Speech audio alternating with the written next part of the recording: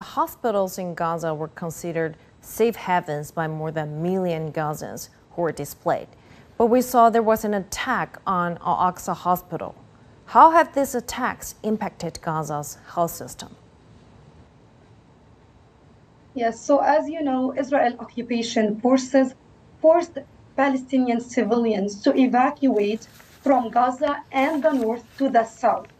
Those civilians, they don't know where to go because there's no safe place in Gaza. They don't know even how to evacuate themselves because there's continuous bombardment that is taking place all the time. And on top of that, there is no transportation, complete destruction of roads and infrastructure. So hundreds of thousands of civilians were unable to evacuate. That's why they just sought shelter to the nearest hospital, and now hospitals become not even a house for injuries or even wounded people or patients. It's now a shelter for thousands of internally displaced civilians, most of them children and women.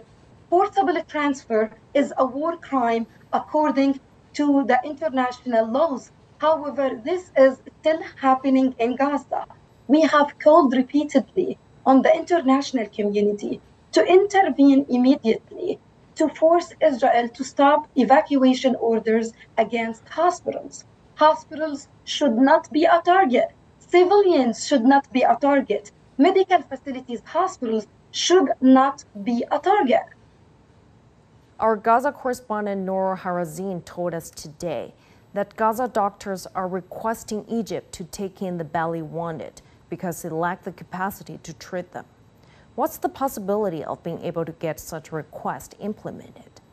Yes, since the beginning of the escalation, we have been calling to an opening of the humanitarian corridor to allow the entry of medical supplies all the time, not only just one, like an hour or a day with a very limited number of trucks.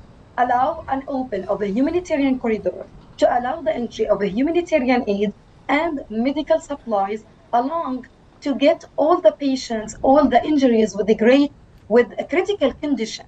Thousands of people, they don't have a treatment in Gaza because they need some kind of surgeries.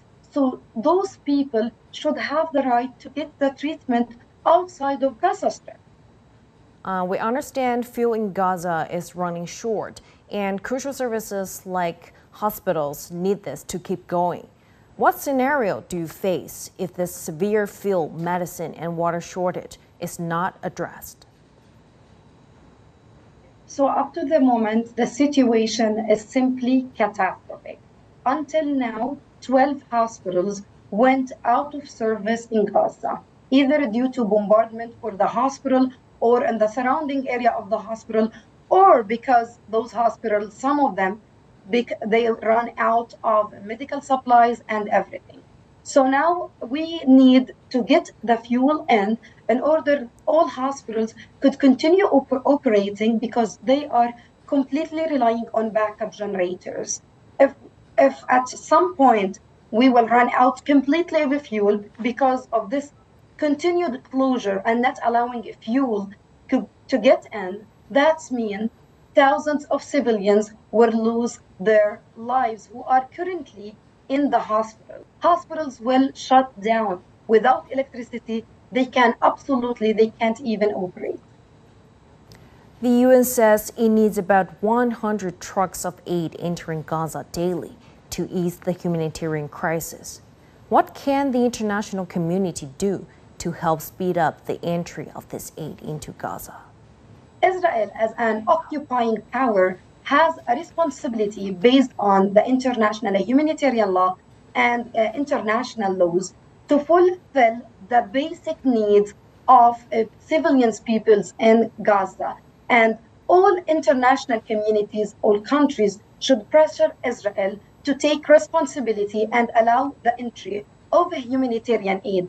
This is not acceptable. This is a collective punishment to continue attacking, targeting Palestinian civilians for 18th day. And on top of that, let people be hungry without food, without water, and without electricity. This collective punishment and war crime should be ended, and the world has to say its word to stop these war crimes for Israel and hold Israel accountable.